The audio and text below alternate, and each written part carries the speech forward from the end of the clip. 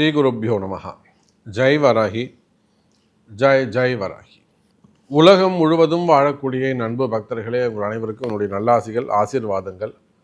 ஜெய் வராகி. ஒரு முக்கியமான கேள்வி, பெண்கள் ருத்ராட்சம் அணியலாமா? இதுதான் இங்கே ஒரு முக்கியமான கேள்வியாக அமைகிறது.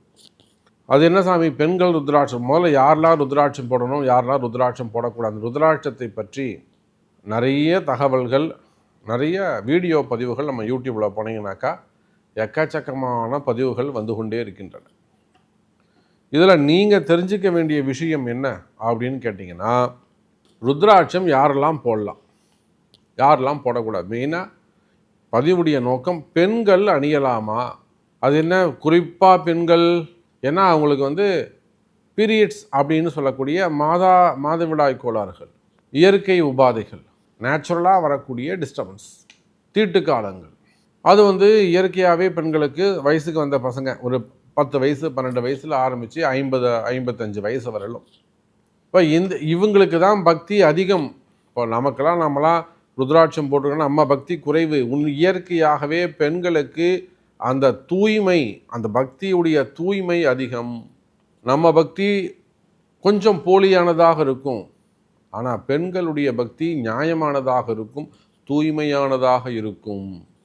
அப்போ அன்றைக்கெலாம் ஒரு அம்மா ஃபோன் போட்டு கேட்குறாங்க, சாமின்னு எனக்கு இத்தனை வயசாகுது, 40-45 வயசாகுது, நான் ருத்ராட்சம் போட்டுட்ருக்கேன், நான் இல்லற வாழ்க்கையில் ஈடுபடுறேன், குடும்ப வாழ்க்கையில் இருக்கிறேன், எங்கள் வீட்டுக்கார் கணவர் உழவார பணிலாம் செய்வாங்க, ரொம்ப நாங்கள் குடும்பமே உழவார பணி செய்யக்கூடியது, சிவாலயங்களுக்கு சென்று தொண்டு செய்வோம், ஆனாலும் எனக்கு ருத்ராட்சம் போட்டுக்கணும்னு ஆசை, எங்கள் வீட்டுக்காரர் நீங்கள் போட்டுக்கோ அப்படின்னு உறுதியாக சொல்லலாம், ஒன்றும் கிடையாது நீ போட்டுக்கோன்னு சொல்கிறாரு, ஆனால் எனக்கு மனசு உறுத்துது. அப்போ நாங்கள் 2 பேரும் ஒன்று சேர்றோமே, தாம்பத்தியம் வச்சுக்கிறோமே, அப்போ அந்த மாதிரி காலங்கள்லாம் கைட்டி வச்சிடணுமா? அப்படி இல்லாட்டி தீட்டு காலங்களில் மாதவிடாய் சமயத்தில், பீரியட் சமயத்தில் அது கைட்டி வச்சிடணுமா? போட்டால் அவுக்கலாமா? இதுக்கு தீட்டு உண்டா? ருத்ராட்சம் சிவபெருமானுடையது, அந்த அம்மா சொல்கிறாங்க. ருத்ராட்சம் சிவபெருமானுடைய கண்டமணி ஸ்வரூபம், அதனால் நம்ம அதை போட்டுட்டோம்னு சொன்னாக்கா அவுக்கக்கூடாதாச்சே, இது எப்படி சாமி, என் மனசை ஒப்பலை, எனக்கு ஒரு பதில் சொல்லுங்க அப்படின்னு அந்த அம்மா கேட்குறாங்க. அதே போல் ஒரு தொழிலதிபர் அவங்க வீட்டில் ஒரு பூஜை பண்ணுறதுக்காக போகிறோம், அவங்க வீட்டில் ஒரு பரிகார பூஜைகள் செய்கிறோம், அதாவது மெயினாக ஒரு ஆயுஷோமம் பண்ணுறோம், அதான் விஷயம்.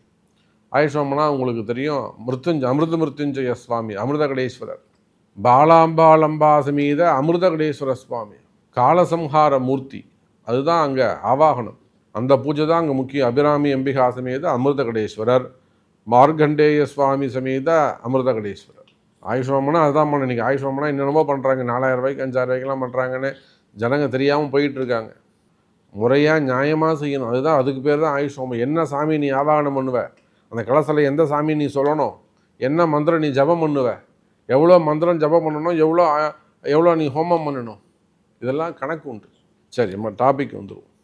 அப்போது ஒரு ஆயுஷோமம் பண்ணுறோம், ஆயுஷோமம் பண்ணுற இடத்துல அந்த குழந்தைக்கு ஒரு கண்டமணி கட்டி விடுறோம், பெண் குழந்தை, அந்த குழந்தைக்கு ஒரு கண்டம் இருக்குதுன்னு சொல்லிட்டு ஒரு ஆயுஷோமம் செய்து 8 வயசு ஆகுது அந்த குழந்தைக்கு. அப்போது அவங்க அப்பா கேட்குறார், சாமி இந்த நாளடைவில் அது அப்படியே இருக்கலாமா, சப்போஸ் ஏஜ் அட்டன் பண்ணித்தான் நம்ம ஏதாவது கைட்டணுமா அப்படின்னு கேட்குறார். அப்போது இந்த பதிவு எதுக்காகனா, இந்த மாதிரி உங்கள் அனைவருக்கும் இருக்கக்கூடிய சந்தேகம், அதனால தான் தலைப்பு என்ன வச்சேன், பெண்கள் ருத்ராட்சம் அணியலாமா? கட்டாயம் அணியலாம், ருத்ராட்சத்துக்கு தீட்டு கிடையாது சார். உங்கள் உடம்புல இருக்கக்கூடிய ஜீவன், உயிர் எப்படியோ அந்த உயிரோட சம்பந்தப்பட்ட ஒரு விஷயம்தான் இந்த ருத்ராட்சம். இப்போ பெண்களுக்கு அந்த பீரியட்ஸ் டைம்னு சொல்லக்கூடிய மாதவிடாய் கோளாறுகள் இருக்கே, இயற்கையாக மல ஜலம் எப்படி ஒரு விசர்ஜனம் ஆகுதோ, மலமும் ஜலமும் எல்லா உயிரினங்களுக்கும் உண்டு, இல்லை எறும்புக்கும் மல ஜலம் உண்டு, புழு பூச்சிகளுக்கும் உண்டு, நாய்களுக்கும் உண்டு, மாடுகளுக்கும் உண்டு, 5 அறிவு ஓர் அறிவு ஜீவன்லேருந்து 6 அறிவு ஜீவன் வரை எல்லா ஜீவராசிகளுக்கும், எல்லா உயிரினங்களுக்கும், எல்லா மிருகங்களுக்கும், எல்லா பறவைகளுக்கும் மலஜலம் விசர்ஜனம் உண்டு. உண்மையா இல்லையா? அதை போல பெண்களுக்கு மட்டும் மூன்றாவதா ஒரு ஜலம், அவ்வளோதான் விஷயம்.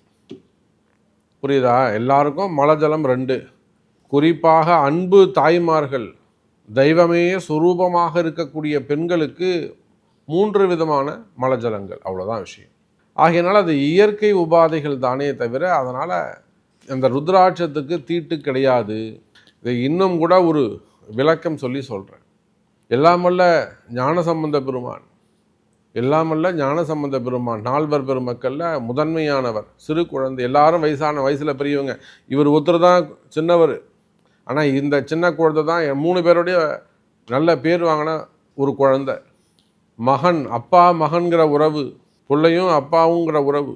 அந்த ஞானசம்பந்த பெருமான் ஒரு பெரிய ஹிஸ்ட்ரி சின்ன ஒரு வரியில் சொல்லிடுறேன். ஞானசம்பந்த பெருமான் திருமணமே வேணாம்னு இருக்காரு. அப்பா அம்மா வற்புறுத்தி தன்னுடைய 16வது வயசில் திருமணத்துக்கு ஏற்பாடு செஞ்சிடுறாங்க. திருவாரூர் பக்கத்தில் இருக்கக்கூடிய திருநல்லூர் பெருமணம் அப்படிங்கிற ஊரில் ஞானசம்பந்த பெருமானுக்கு திருமணம் நடக்கின்றது. அந்த திருமணத்தில் பெண் வீட்டார், பிள்ளை வீட்டார் எல்லாரும் போய் கலந்துக்கிறாங்க. திருமணம் சிறப்பாக நடக்குது. ஞானசம்பந்த பெருமான் கேட்குறாரு, எல்லாரும் வந்தாச்சா? பாப்பா எல்லாரும் வந்தாச்சு. எல்லாரும் கல்யாணம் பார்த்தாச்சா? கல்யாணம் பார்த்தாச்சு. எப்போ எல்லாரும் சாப்பிட சொல்லு, எல்லாரும் சாப்பிடுங்க அப்படிங்கிறார். எல்லாரும் வயிறார சாப்பிட்றாங்க. ஒரு மணி நேரம் 2 மணி நேரம் கழிக்கிறார். சும்மா உட்காந்து ஞானசம்பந்த பெருமான் சும்மா உட்காந்துருக்கிறார். உடனே எல்லாம் செஞ்சு முடிச்சதுக்கப்புறம் ஞானசம்பந்த பெருமான் எழுந்துக்கிறார். கருவறையை நோக்கி உள்ளே போகிறார்.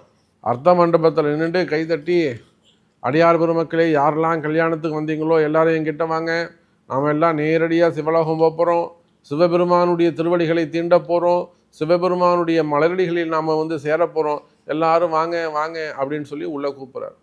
பெண் வீட்டுக்காரங்க, பிள்ளை வீட்டுக்காரங்க, பொண்ணுக்கு அப்பா அம்மா, பிள்ளைக்கு அப்பா அம்மா எல்லாரும் போய் அங்கே உள்ளே நின்றுக்கிறாங்க.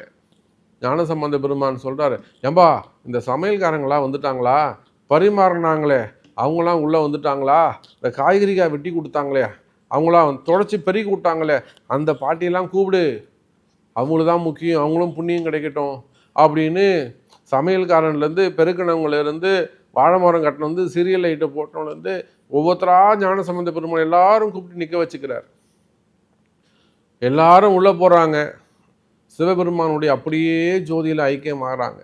அப்போ குடுகுடுன்னு ஒரு கன்னியா பொண்ணு வந்துதான், ஒரு கன்னி பெண் வந்தாங்க. ஒரு 20 வயசு, 18 வயசு 20 வயசு ஒரு கன்னி பெண் வருது.